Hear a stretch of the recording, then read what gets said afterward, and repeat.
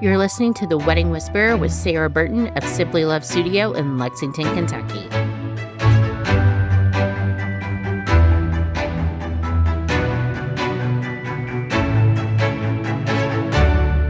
Today's vendor that I'm going to be chatting with is Wes Brown with Wes Brown Photography. And I have actually probably known Wes longer than any other vendor that I work with now.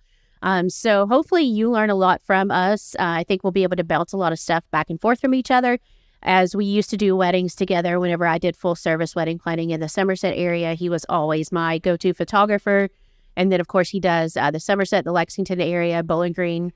Wherever there's a wedding, Wes will go. So, Wes, thank you so much for joining me today. Thank you for having me. It is amazing to be here. We've had a few photographers on the podcast previously, and we talked about a variety of things. And when I talked to you about what you wanted to talk about today, you mentioned how long the couple should hire the photographer for. Yes.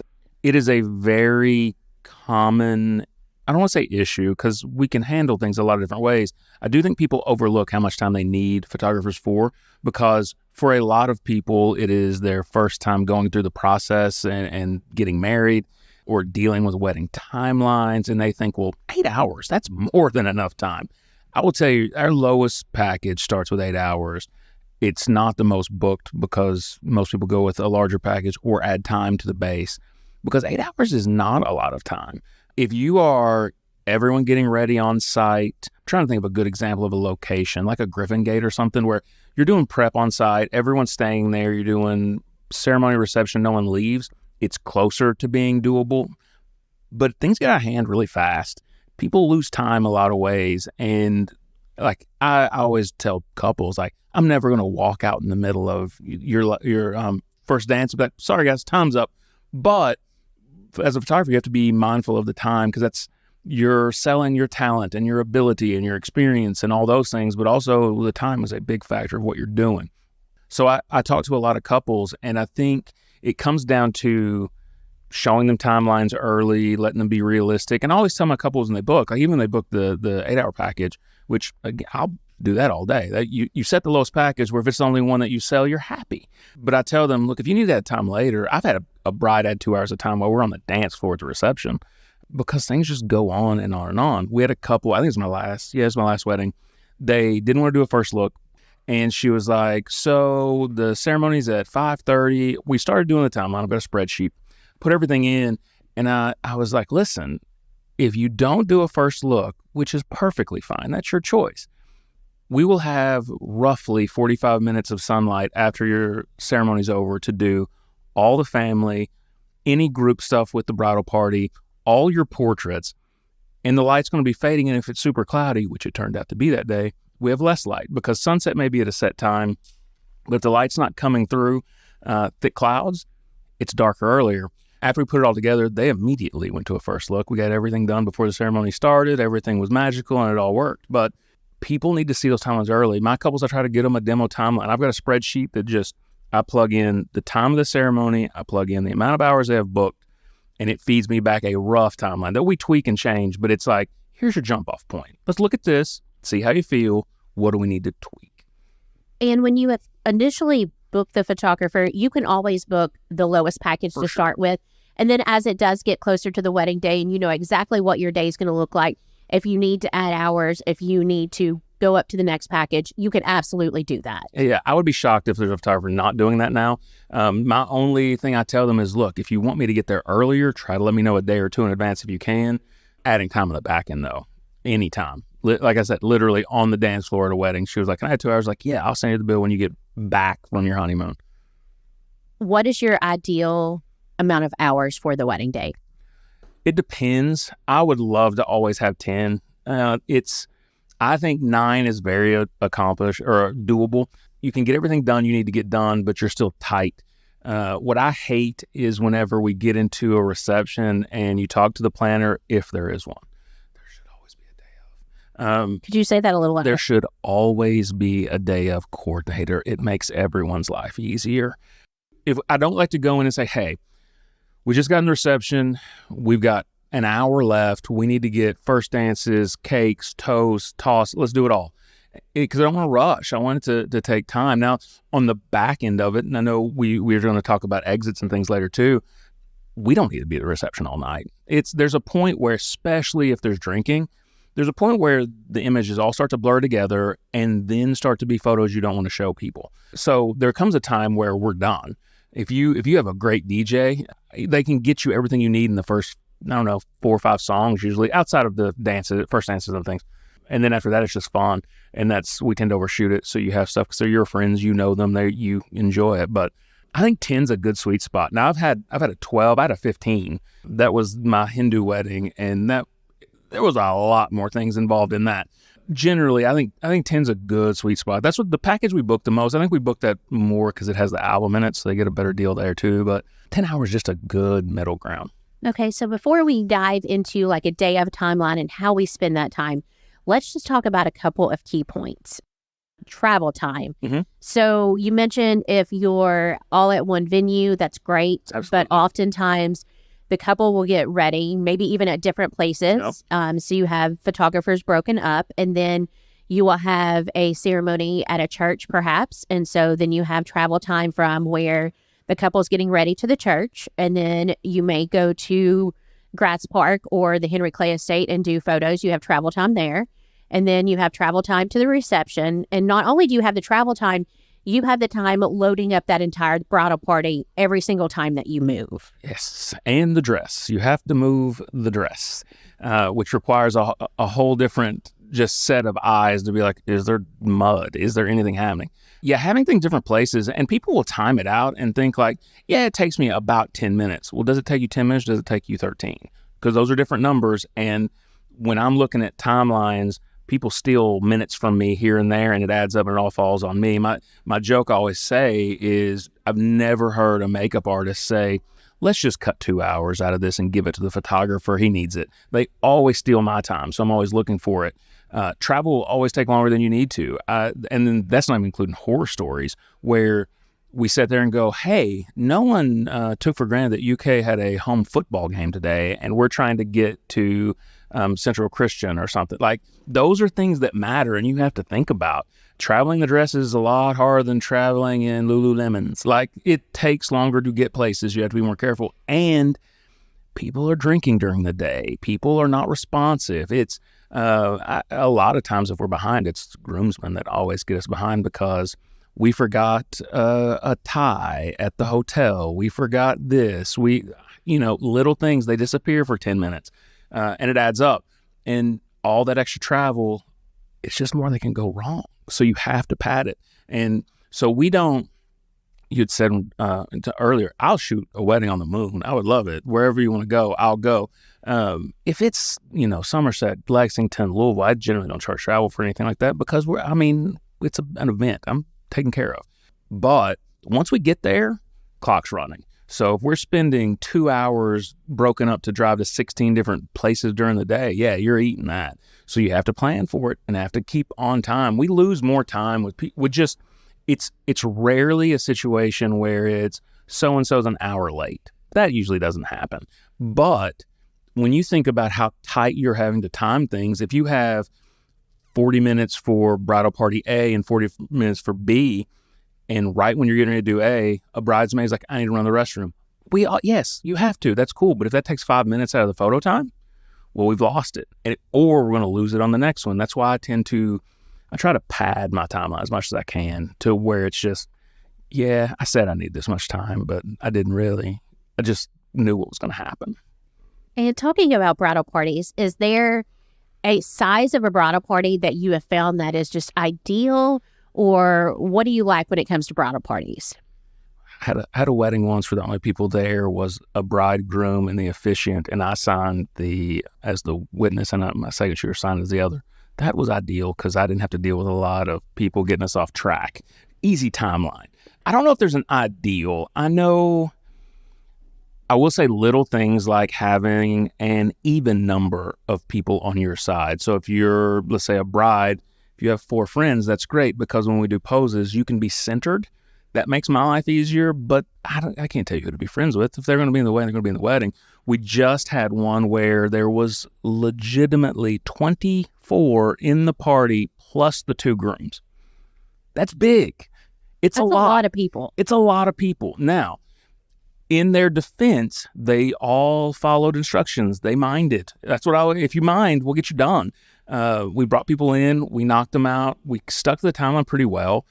We didn't lose a lot. We didn't travel a lot either. Everything was done kind of in one location, and then we went to the venue, and that was it. And the venue was close. But that was my big pain point all the day leading up, the day before, that day, was just, we're going to lose so much time, because if everyone takes a few more seconds or a minute extra each, or if they had been drinking a lot and got out of hand to where they didn't listen or they stumbled off, like, it just adds up so fast. When you have a videographer also working beside you, Mm-hmm. do you recommend that they do the same time frame that you do as far as when you arrive together? Because I know that a lot of times you have to do pictures and then they'll come in behind you Mm-hmm. for their shot. But what about like during the day? If I have been able to speak to them, I try to make sure we're on the same page as far as timeline, and I make adjustments. I know, like, when I got in, there were all of these horror stories of photographers and videographers feuding, and I was like, I don't understand what we're doing here. Like, we're all on team deliver the best wedding. So, and I do video work, not for weddings so much, but just in general. So I have an understanding of what they're doing. And I think that helps a little, because I know there are situations a lot of times where I don't want to say their shot is more important because we're both getting the same thing, but I can make mine work. I just need a 200th of a second and mine's good. They're doing a move where it needs to look a certain way. And so me cutting them off is not going to help them. And it doesn't really benefit me. So first thing when I see a videographer, I walk in and I'm like, hey, I introduce myself. This is what I'm planning. If they've not seen the timeline, like, here's what we're working with. And my goal is, and this has pretty much gone this way ever since, is we'll set people up for portraits or first looks or group shots. And then as soon as I've got what I need, usually I'll step back and ask my second if there's something they need. And if they say, cool, I'll say, hey, you all go, and let them do it, and they'll do whatever they want. And I always tell them, I tell my seconds, I tell anybody this, like, yes, I'm an artist and I love photography and all these things, but if someone sees something that's going to look cool, point it out. I don't have that ego. So if a videographer says, like, hey, I was thinking about doing this, rock and roll, let's go. I'll shoot it after you're done. So we always try to work together and make that work. I think if they're shooting the same thing, it goes easier. And a lot of times these days, it seems, at least the past few years, a lot of video people are literally just shooting while we're doing portraits. Like, they're walking up and getting shots right beside us. They're pulling things and going, and then they may get one other setup. But it's really gone fairly smooth the last several we've had. Awesome. Well, let's start with a timeline. Okay. And kind of walk through how that should go during the day. So you mentioned doing a timeline. So before I left the house, I threw in just to my spreadsheet real quick. I put a 10-hour day with a 5:30 ceremony, it looks like. Yeah. So, and I would default send this to a couple and have a long detailed list of saying, hey, this is not set in stone. Please tell me what we need to change. Where do we need to move stuff? And this is with a first look. I should have done one without too, to show you how far off the rails that went. Maybe I can look one up. We can come back to that. So, and because the spreadsheet's all automatic, so this has photographer showing up at 11:55. I would change that to noon and we would round up. And we do things a little differently. I think we'll get into that because I think I operate my second shooters a little differently than some people do. We get there, first thing we want to do is details. We go straight to it. If I can knock out shoes, rings, jewelry, flowers, if they're there, dress, get it all done, it's checked off. I don't have to look back and wonder, do we have it?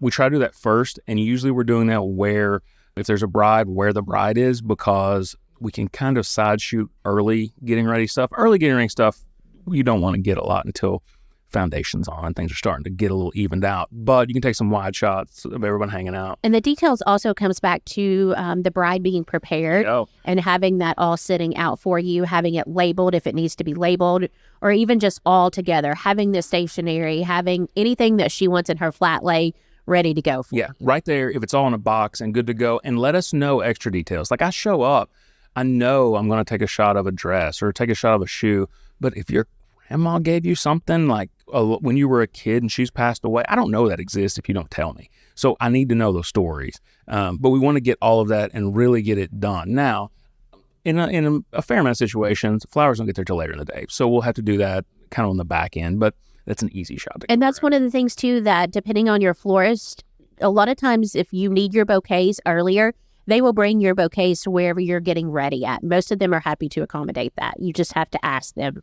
Yeah, and so I will keep, if we have a bride, I will have my second shooter with me helping to kind of vary what we're doing, because in that situation, the girls are the most fun. When I'm shooting, they have more fun.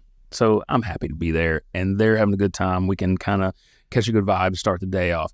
I will then take us, and whoever's first, whichever side is going, usually if there's a dress to get into, we do that second just because it takes longer and it's a little more elaborate.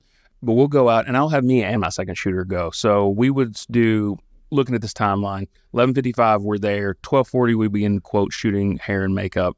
Some of these really, though, in my mind, they're kind of just chunks of time that I divide on this piece of paper, but I know that things are going to move, so I stick with it. We would do bridal party A at 1:40, and generally me and the second will both go shoot, because I'll shoot I don't want to call them boring, but the shot that's in your head. I'm shooting the important ones. I'm shooting those things. And my second shooter is shooting candids while I'm taking a photo of the groomsmen trying to look cool. He's shooting a shot of them from the side of them making fun of the groom and laughing and having a good time. So we kind of offset those, and then we'll both go back and flip and do the other party. So we would do 1:40 for one. I would love to hold an hour, but I'll usually say about 40 minutes. In reality, I probably need 30. But again, I'm like one set of bridal party. One side, yeah. Okay. And that's the thing, like, if it's, like, let's say it's traditional wedding, the guys are going to get done way faster. If they listen, they don't want to do all this. I try to get a cool shot that I can show them to be like, hey, we're also doing, album covers. You're going to have something you can put on Instagram and be happy with. But generally, they're done pretty fast. And then I will allot that time to makeup where hair and makeup's behind, or it's taking longer to get in the dress, and it'll help me make up there. Then I'll do another 40 minutes, say at 2:20 with the other side. That puts us at 3. We're doing a first look. I always allot 15 minutes for that. It's a crapshoot. I've had first looks where it takes 5 minutes, and that's the walk to get there. Like, they will walk up, see each other, smile, and they looking like, what's next? I've had them where 20 minutes in, they're still crying and talking, and I have to be like, look, I told you I'd give you all the time you wanted, but we really do have to kind of get started. So I always pad 15, and we'll make up if we need to, because it's your day. We have always looked at first looks as, because this happened very early on where, like, I don't want to say it was ruined, but a ton of family came, like, made it about them instead of the couple. So generally I try to steal the couple away, and it's just their moment, and it's just them. And while we're shooting, it's backing away. It's letting them have the moment and talk. And it's do a first look. If you were listening to this and saying you're not, you got to do it. If you go, I can show you photos of grooms bawling. And I mean, looking a hot mess at the front of the ceremony. And we had just done a first look an hour before. It's not about that. Like, it's not what you think it is. It makes your day easier, but in general, if done right, it's this moment you share where it's just the two of you. It's the only time during the day that's just the two of you that you get to own. And it's kind of this moment where you go from, I don't want to say 1 versus 1, but like, you're on a team. Like, from that moment, you're like, oh, we can take on any of this. We're together now. And it just, I don't know. I think it makes everything easier. I think the couples are more relieved. I think they're in better moods. I think they get better pictures. For sure. Oh, for sure. You get better pictures because there's time. You can do everything. Do you typically see when they don't want to do a first look that it's the groom? Yes. Yeah. It's the groom. But here, let's be honest. It's really the family of the groom a lot of times. Really? So here's the thing about first looks. Like, we can do the whole thing. It is not as romantic as we make it out. If you go back, and we're not going to get into it, but if you go back and research why the first look or the veil is a thing, no, it's not romantic at all. But we, at my age, my parents, my grandparents, it was when it was made a thing. It's kind of like I know it's a common, like, Valentine's Day is just a Hallmark holiday, maybe, but as society has changed it to be what it is over time, so it's kind of like we've all taken ownership of it. Same thing. We've changed that meaning, but there's no luck involved in this. Like, if you need luck to get through your wedding, we probably need to talk about other stuff too. So it really comes down to a thing where a lot of times I see that it's the groom or parents are like, well, no, you can't do that. I mean, even when we did the first look and we were doing Of course, last wedding, we're doing all the family photos before, which makes everyone's life easier. People were like, you could hear grandparents like, I can't believe he saw her before. I'm just like, in my mind, I'm like, come on now, everybody. You gotta let go. We're trying to get this done and make things easier. So if we did first look at 3. Can we talk about another first look? We sure can. So first look with Dad. When are we going to do that, and how long are we allotting for that? So if we're going to do a first look with Dad, which if we can, I'm all for. I have a daughter getting married next year, and I am demanding a first look with her because I'm going to weep. If I survive it, the rest of the day will be good, but I got to get through that. I think it's a beautiful moment. I will tend to, it depends. Like the spreadsheet's great, but everything has changed a little bit. Ideally, I'll do it right before the first look with like a groom or whoever's coming out, because it's easier to logistically make work. And they're in an address, they're available, there's things happening. So yeah, I'll try to stack them up if I can, but I will, like we did 2 or 3 ways ago, we had a first look with Dad, and we did it. And then we were like, hey man, you got to go inside. We're getting ready to do this other, and it's them. So I was trying to keep everyone still separated and have their moments. And it went well. But if you can do it, because I want dads to cry. I want everybody to cry. If everybody's crying, my life's easy. The day's easy from that point. All right. So we've got both first looks, and then after that, we go. So I had first look at 3. If I was doing 2 like that, I would probably allot 20 minutes and just try to push on one of them a little bit if I needed to. We would go into portraits immediately at 3:15. I allot about 45 minutes. And that's bride and groom portraits. Bride and groom together. It's wedding photography. It is triage from the moment you wake up throughout the whole day. The amount of time I need to do portraits is the exact amount of time we have. If you give me 4 hours, we can do 4 hours of portraits. You give me 14 minutes, we'll figure it out. But ideally, if I have 45 minutes with good light, we'll make it work and get more than enough. And then we'll have the conversation like, here's what we've got. How do you feel? Do you want to do sunset? Like, some people want to talk about sunset early. Other people, it's like, no, don't really. And then you bring them like, do you want to do it? And then a lot of people blow it off because they're in the middle of a party and having a good time. They don't want to go back outside. On the day of, when does the groom or grooms when are they typically over photos? Like, how far do they make it until they're just done with it? It varies. I will say, I think I've been very lucky. I've been doing this a long time. And I don't know if I have to this day had a bridezilla yet. I've had some people that are tough. I have people that know exactly what they want. And a lot of times I've had really good luck with guys doing well, at least knowing, like, even if they're not into it, knowing like this is part of the deal. I signed up for it. So I've been really lucky with that. Groomsmen, they're done before they get there. I would say over 50% of the time. They have no intent. And I think there's a few reasons for that. 1, they don't care about doing photos. They're just there to support their friend. But 2, I think they've been with people that don't know what they're doing or don't manage time. And because of it, they're against it. It's one of the things I try to do in an engagement session is I try to show, hey, look, we can talk football. We can have fun. I'm not going to make you stand here all day for no reason. I want to keep you involved and engaged. And then it becomes, I've got someone on my side already like, oh man, he's real good. He's going to be fine. We'll get this done. And I always tell them right up front, listen, if you'll do what I'm asking, I'll get you done in 20 minutes. You'll be inside. And thankfully, like if it's a super hot day, I'm miserable because I'm out there the whole time. But they're like, if we listen, we're rocking the air conditioner and there's a cooler in there. And then we get them and they move. Then you just got to work with them. So I will say you were lucky on that because there's a good amount of photographers that have talked about how when their groom is just over it. So yeah. I was just curious if you had experienced that. I'm trying to think back through like the Rolodex of weddings, and I can't think of any where like they were really just out on it. Now they didn't love it. It wasn't they didn't want to spend the day just doing that. It may be because you were getting things done and nobody was just standing around waiting. It may be. I take a lot of pride in that part of it.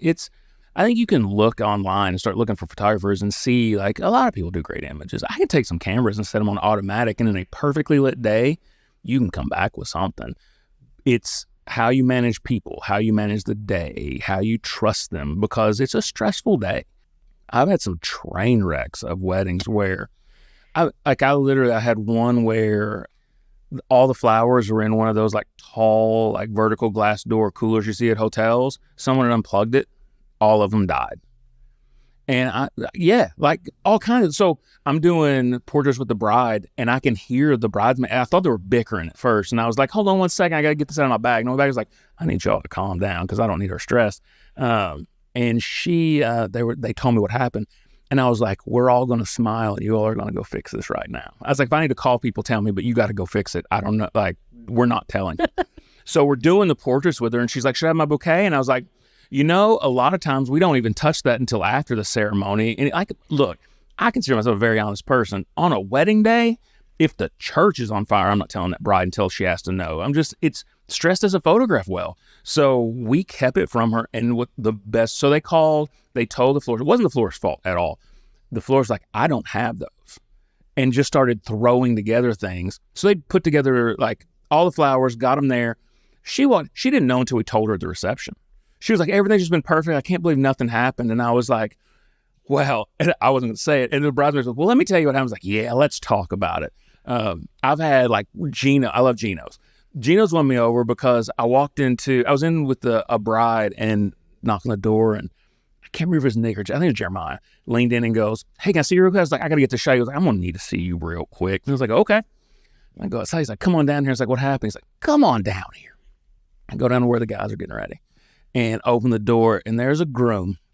He has the pants kind of up to his knees and can't I think all the measurements were right and they fit, but they were like a skinny jean type of pant situation. And he was not that kind of guy. And I was like, did you not try these on? I tried the jacket on. And I was like, you got to try it all on. You got to try everything on. And he was like, well, I did. And I was like, yeah, we don't have a time machine. So I called you that day. And you were like, call Geno's. I'm going to call. I was like, yes, let's call everyone. Let's just call anyone named Gino. I don't care. And we called. And next thing I know, I'm scrambling. That was one of those days you start resetting time on a meeting because we're supposed to be doing the guys and I can't do it without the groom. So we were like, can we switch pants? Can he wear anyone else's? What can we do?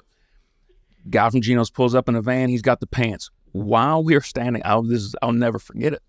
There's a little kid and he is ring bearer, already dressed in his stuff. And he's just sitting there. He's eating something. And while he's eating, the guy's coming with the pants. He's like, I got him. He's like, thank you. This kid spills it all down the vest. And it's just like this gooey red something. It wasn't like, it looked like pizza sauce or marinara, but it wasn't. And it just all down. And the guy just looks at me with this face of defeat and he goes, I'll be right back. I was like, thanks, man. Went back in. We just kept shooting. You can't do it for this long and not have those kind of stories. They're like, one day I'll write a book. Ironically, I talked with Carrie about that on her episode. I was like, I don't remember what the situations were, but I was like, I know there was wedding. I feel like there was a third thing. There was a groomsman kept fiddling with his vest and pulled a button off. We got that fixed too. But they crushed it. And I had some. They're like, well, the pants didn't fit. I was like, no, the pants fit. He didn't test the fit. That's on him. I was like, 2. It was like, I feel like it was a football day. There was a lot of traffic and we were like on the far side of Lexington. Like they had to come all the way across New Circle back and forth. And I was just like, they didn't complain, handle it immediately. I was like, I'm ride or die with them from now on. Those are my people. I don't know how we got there. I don't either, but it's a good moment. Oh, we were talking timelines and things getting off. So yes, first look and then portraits with a couple, 3:15, 45 minutes. That gets us done at 4. Here's a big one. And we're going to talk about this a little bit. 4 to 4:30, I have set aside in this timeline for family photos. Now, having family photos before the actual ceremony is great for a lot of reasons. One of which is we have a hard out. Like they know the wedding is going to happen. It's why they came. So they're not going to kill time. What I will tell you is every person, especially if we do them after, every person wants to tell you how happy they are for you, how proud they are of you. Thank you for being invited. Like all of these things happen. And that doesn't sound like much and it sounds great because you want to be complimented. That's wonderful. But if you add 15 seconds onto 40 setups, that adds up so quickly. I try early. I tell couples, set up a spreadsheet and start ranking people how important it is you have their photo. It sounds horrible, but start doing a list of these are the photos we need specifically. Once you start seeing them, I tell people put 2 minutes for every one of them. Now that's probably not realistic, but it's not out of hand if they're talkers. So you start to see that number and you realize, oh, wow, we're going to have an hour of photos. And it's just a lot. And then you start to find that line of, well, do I need cousin Tommy in this photo? Maybe not. We can grab a quick one at the reception. That's not a big deal. So you kind of can start to assess that. Plus, you can print it off. You can give me a copy. You can have a copy. You can go over it. I always tell people, I always said, just give me a bossy bridesmaid and I can take over. Because if I have someone that isn't necessarily in the family but knows these people, they don't have to listen to me. But if you've got someone saying, I need Janice, Tom, and Jimmy over here right now, I can shoot group B while they're organizing group C, and we can get them done like an assembly line. They're the least fun for a photographer. It's not a romantic, beautiful shot. It's a roll call of sorts that just has to be done. But those are the photos that when something happens, you're the first person they call because they need them. Mm-hmm. Yeah. So one thing I do want to ask you about, when a couple tells me that they are not going to do a first look, but they're going to go ahead and do all of their bridesmaids photos beforehand and their groomsmen photos beforehand and their family pictures beforehand. And I'm like, but you can't really do your family photos without both of you there. That's not saving you any time. It's literally doing double the work. It's adding time, because now look, you're going to do, like, let's say like a groom with his parents. You're going to do that, but you're also going to do one of the couple. Those are way easier if you just say, will you step out real quick? Let's get this one. Those are just faster that way. So you're not doing them ahead of time. And I don't think I mentioned it, but usually somewhere around the first look or the portrait, we will do the big group with the whole bridal party just to have it. And we'll also usually do one at the family portraits as well. But yeah, you're not doing all that. You can do like a bride. Yes, you're going to get all this up with your bridesmaids, but like we still have to do so much more.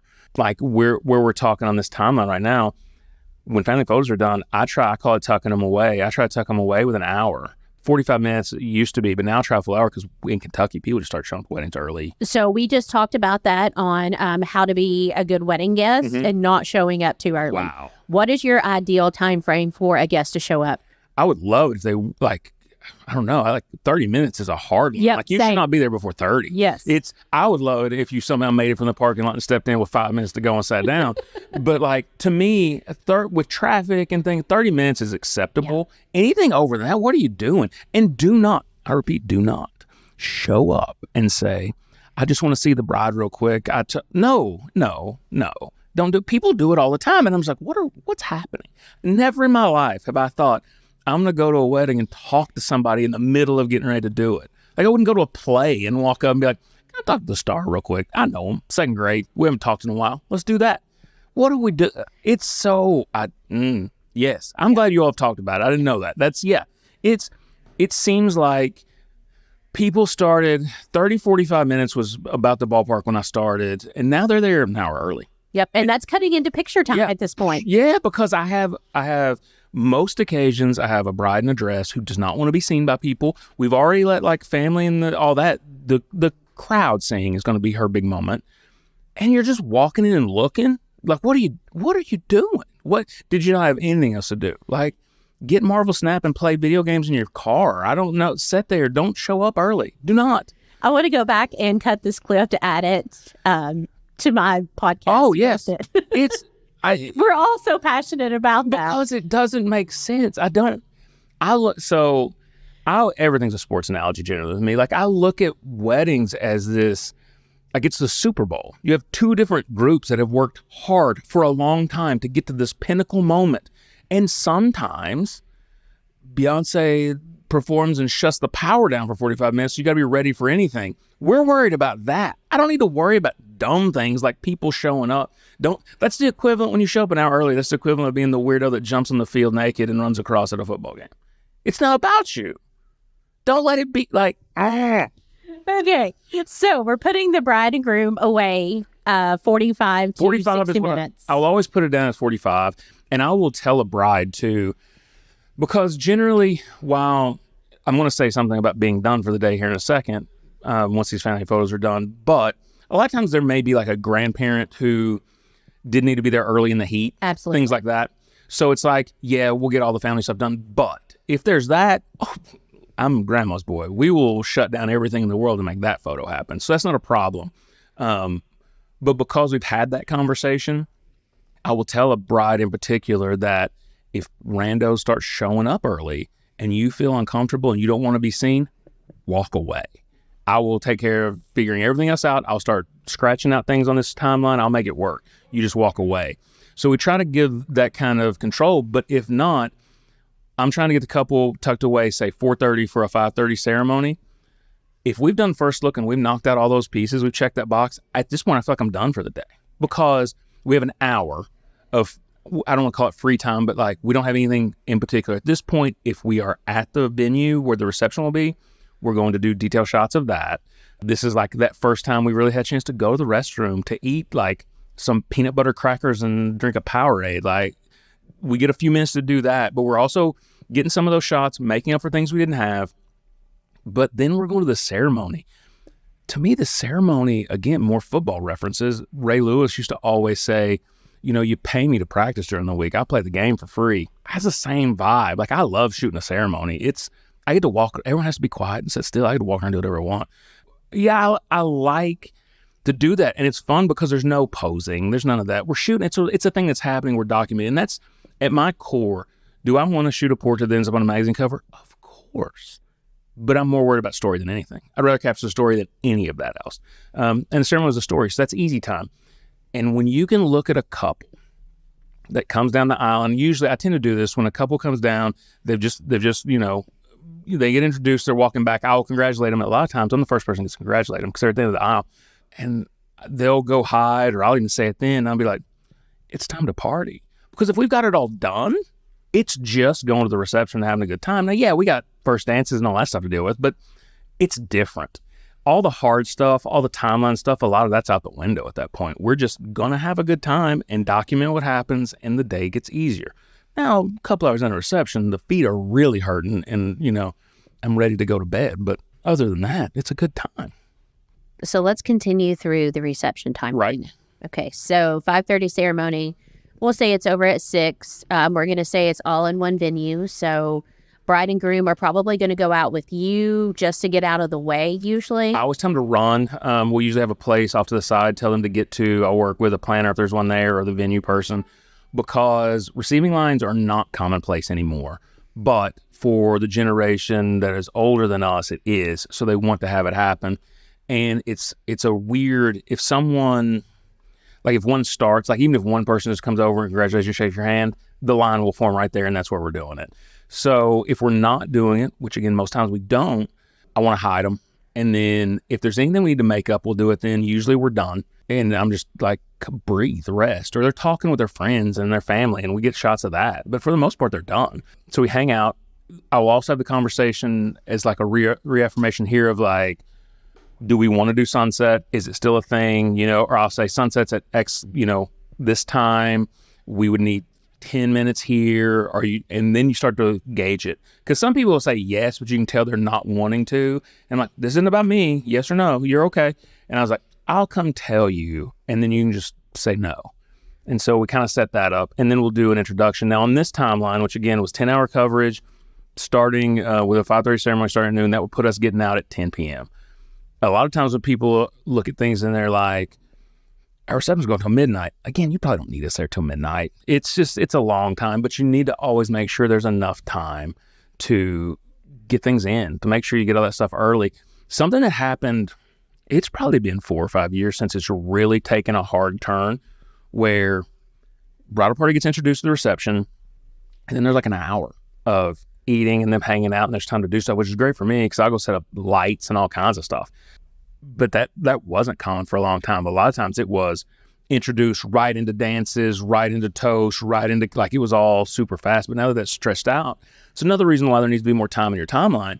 But it's also a more comfortable day because you've not eaten a lot at that point. Let them eat because they're not going to hardly eat anyway, because people are going to keep talking to them. Let them have some fun. One thing a couple did, where were we? I think we were at the center in Somerset.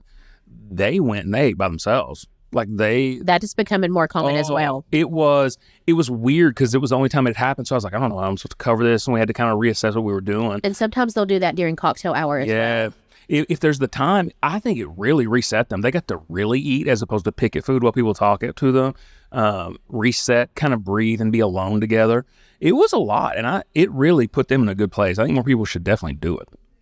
Let's talk about bridal party introductions. I am seeing those kind of fade away a little bit. Yep. I think with there's a very distinct age demographic that is still doing them, which is totally fine. Where are you at on seeing those? For the most part, we still do them. I know they're being phased out overall. It's one of those things where I think we're in Kentucky, and things tend to be a little far behind trend, so it takes a little longer. I would be shocked if it is happening near as much in other places, but I'm still getting it a fair amount. What you're seeing now, and I think why they will fade away, is the bridal party's going in. They're going in, they're getting drinks, they're getting appetizers, they're hanging out while the couple's hitting away, and then they come back out to get reorganized. People are seeing them. What's the point? I think just introduce the couple and let's get on with it would be a smarter move. Your couple, your grooms that had 24 in their bridal party, did they do a bridal party introduction? They sure did. Okay. They sure did. It was a lot, and they didn't. No one ever gets the introduction right. Because Jason was the DJ, it was immaculate. He did exactly what was written on the page. He provided me with all the details that I needed. He went over it with them. We did the whole thing. The people didn't do what they were told or any of that. They were supposed to come in and walk a certain direction, go around and stand in a certain place. Me and the second are all set up for that. We're all everything's exactly where it needs to be. Jason looks at me. I always tell horror stories of I've had DJs where I'm like, hey, make sure you don't do anything unless you tell me. And they say, okay. And then I've been in the bathroom while the first dance is starting. I'm like, what are you doing? We're just running out with a camera. Jason always looks at me. He's like, you good? I'm like, I'm good. He's like, he comes and reassesses. He's like, they're going to come and go here. They're going to stand. I'm like, thanks, man. I appreciate this very much. Nah, they just came in and went their way. And it's difficult because generally where people are walking in is not an attractive part of the venue. So the photos aren't great. There's exit signs everywhere. I hate exit signs so much. I hate trash cans more than anything, but exit signs, come on. Someone develop a good looking exit sign for me. Or holograms. I don't know. Yeah, they come in and you get the shot. No one really has a, quote, plan of what they're going to do, even though they have a little skit that they're getting ready to pop off. And it's never at the place I needed to be. Because if you talk to me, I'm going to say, do your thing right here at this point, and it'll be perfect. It's kind of like when they're coming down the aisle, you're like, listen, wait a little longer than you think you need to. And then next thing you know, they're almost on top of each other, and you can barely get shots of them coming down the aisle. But it's the same thing. They go where they want to do what they want. So yeah, I'm ready for those to go away. The other thing, we've not had a ton of garters. No, that it's completely gone. Yeah, it's. I may have had one or two. It's in the past 3 years. Bouquet's still pretty, common, but I would say 50-50 on bouquets here. I would say I'm closer to 70. But yeah, garters are almost all the way gone, which is amazing. Let's do that too. So we've got through all the dances, and that's one of the things on the timeline. We put just kind of an estimated time. It just kind of flows. My timeline generally just covers up to, as far as what I'm planning, just covers to reception, because even if they don't have a day of, there's usually someone kind of in charge of when food's coming out, or there's a DJ or something like that. And that way, I'll just kind of leave it up to them and say, what are we doing? Because because a lot of times DJs take that over.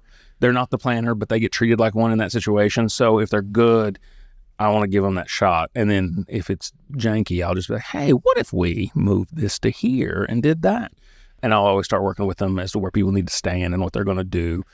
Because leaving their own devices, like a best man giving a toast, if he's not told where to go, he's going to find the worst light and the worst place that you could possibly stand ever.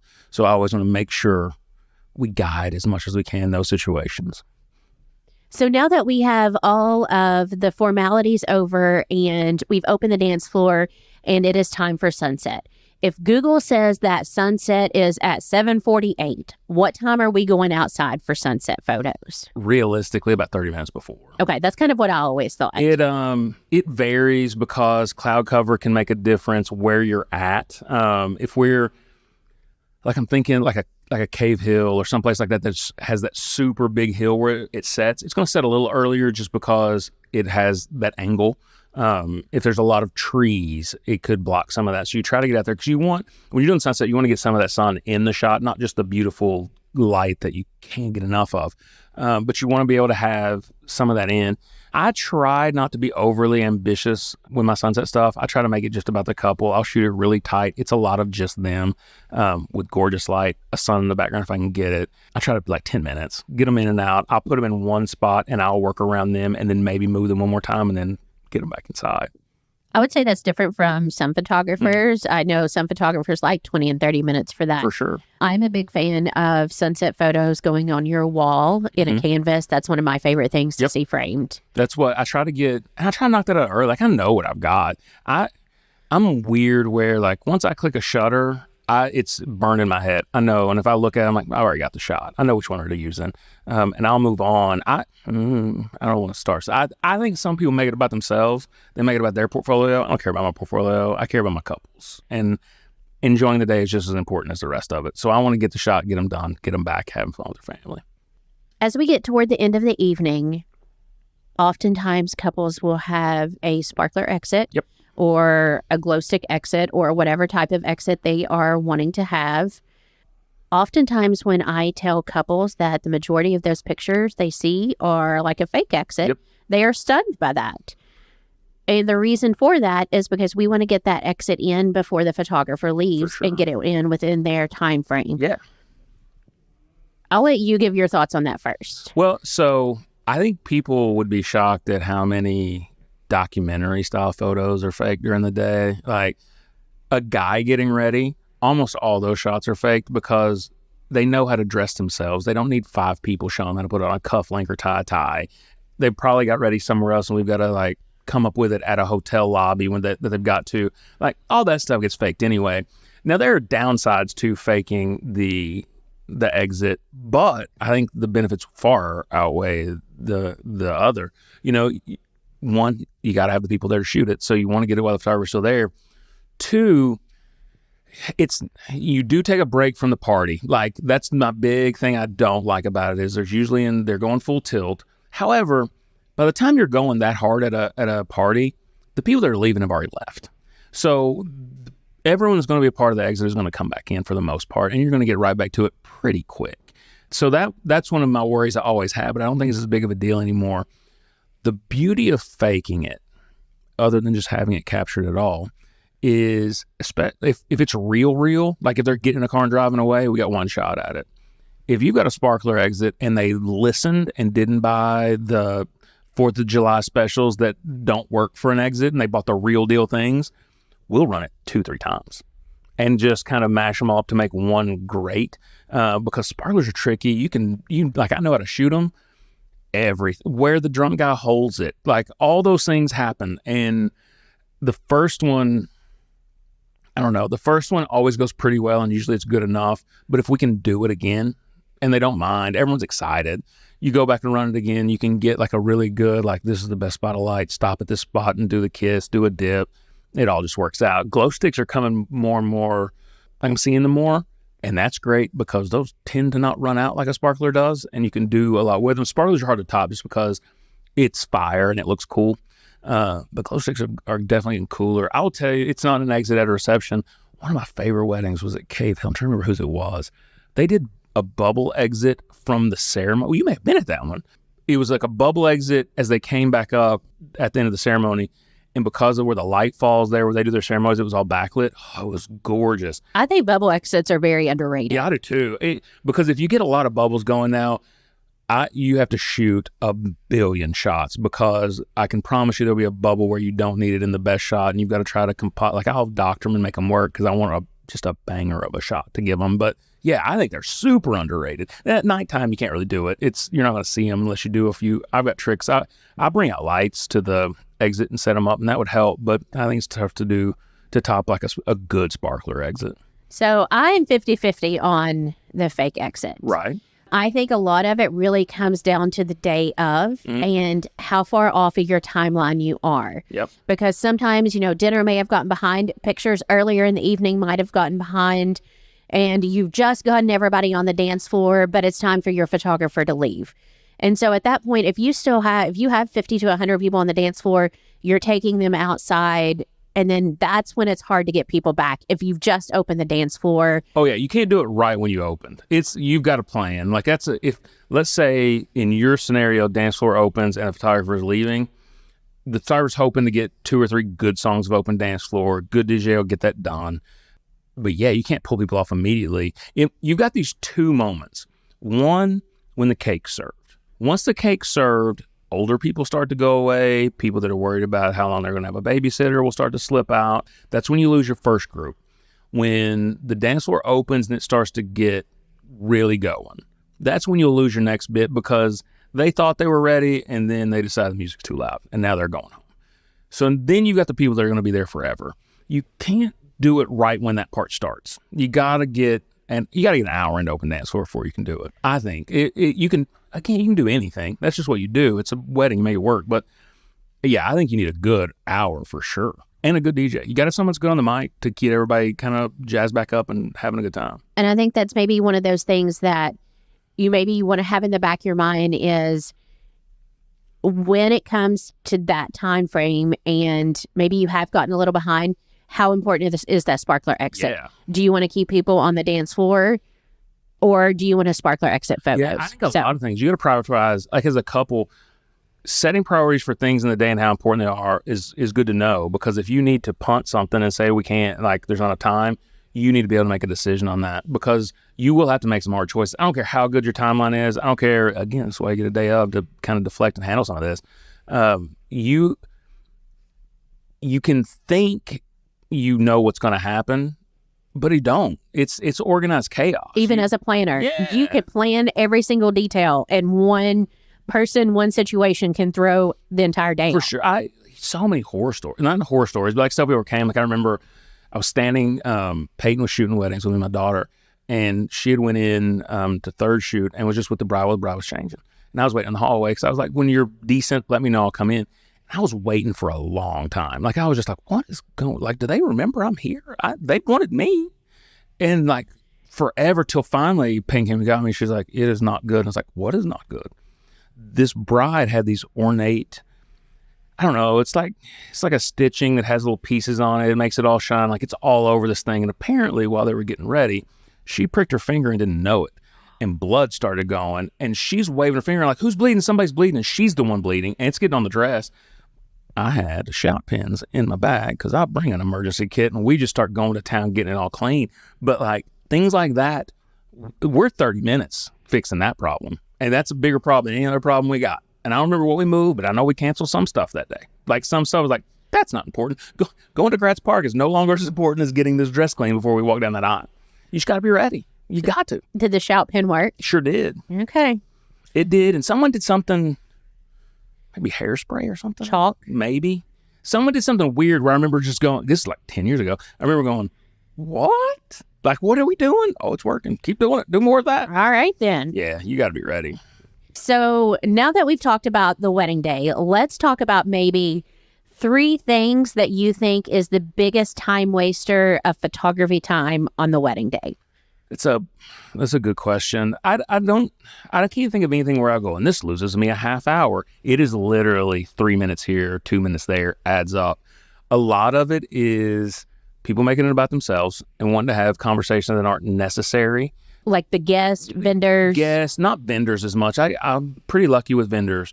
It's more like, an aunt that came and we're doing family stuff and they want to sit and have a 10-minute conversation about when they were a little kid. Things like that where it's a beautiful moment. I'm glad you're having it. It's an important story, but you can do it tomorrow or you can do it after a while. We got to do this. Those things add up a lot. I think groomsmen as a whole are the worst. They tend to drink a lot early in a lot of cases, but they always seem to forget something. Is there like a reward system or something we can have for them? I don't know. I will, like, so this last one, they wanted to do entrance photos, like when they do like the pregame shot when football players are walking in the stadium. They wanted that shot like pregame. And I was like, yes, if that makes you happy and you involved, let's do that. And they turned out really good, and they were really excited about it. And then I just sent them as like, and everyone get ready right now. And so it all kind of worked out. I just think in particular, when the ladies get ready, they know it takes longer to get, like, they know their time. I know, like, the trope is women are always be getting ready. Like, sure, but they know what they're doing. So they know the timeline. They're having fun. They're involved in the whole process. Guys are idiots. We are. And, like, we get ready quick. We don't need all that time. It's just not a big deal to them. So they tend to, grows and forgetting stuff has really been the bane of my existence a lot of times. Like, there's stuff at a hotel across town. I don't know where the little silver buttons that go into I forget that real name. But they're where the buttons go. I forget. We talked about that on Carrie's episode too. Oh, yeah, they don't know where they're like, oh, I didn't get those. We're like, yeah, you did, buddy. No one ever said, yeah, they're there. Like, that happens a lot. Little conversations overall. And honestly, I think bathroom breaks really throw us off because, one, we don't get them that often. Two, if person A goes and then they come back and then person B can go, because there's only one restroom where we're getting ready, like, that adds up so fast. And it seems like nothing. And obviously it's important. I don't want to walk you a quarter mile away from where we're at, where there isn't a restroom, and then have you need it. But let's do some bladder control or something. Let's work this out. Let's figure it out ahead of time. Be ready. If you stay ready, you don't drink some electrolyte water that morning. It's liquid IV. Look, if you're getting married, have liquid IV ready. It's a lifesaver for all of us. I drink it all day long. And I will actually add a fourth one to this. I'm surprised you actually didn't say it. And that is hair and makeup being done on time. Start as early as you need to, even if it's not just for photography reasons, but just so that the bridesmaids can have just a minute to breathe. Yeah. And they don't have to jump from one thing into the next thing. They're not freaking out. That's a good point. And maybe they can eat some brunch and just enjoy themselves for a minute. Yeah, and the truth is, we don't need a lot of shots of bridal party getting ready. It's just the couple. So if I've got a bride, I need to get some basic stuff of things being done. I need the mascara shot. I need the lip shot. Like, I need those, but I don't need a ton of it. And so if we work together on that, that's great. But yeah, you can let the bridesmaids and things kind of calm down. A lot of times they are the ones that make it a little bit about them too. So if we can get them off on their own a little bit to work on stuff, that would be fine. Perfect. Well, Wes, thank you so much for chatting with me today. I hope that you, as a couple, as a mother of the bride, mother of the groom, have learned a little bit more about why you need a photographer, as long as you need a photographer on the wedding day. I do think people are always surprised by that. But time, it adds up, and everything takes time. Wes, if somebody is interested in finding you on social media and the internet to look at your photos, how can they find you? So wedding specific, wesbrownweddings.com would be the way to go. WES, just the one S. And then general photography, just wesbrownphotography.com. And on all social medias, I should be I am Wes Brown, no spaces. Perfect. Well, thank you so much for chatting with me today. Thank you for having me. It was great being here and seeing you. For more information about Simply Love Studio or to schedule your wedding consultation, go to simplylovestudio.com.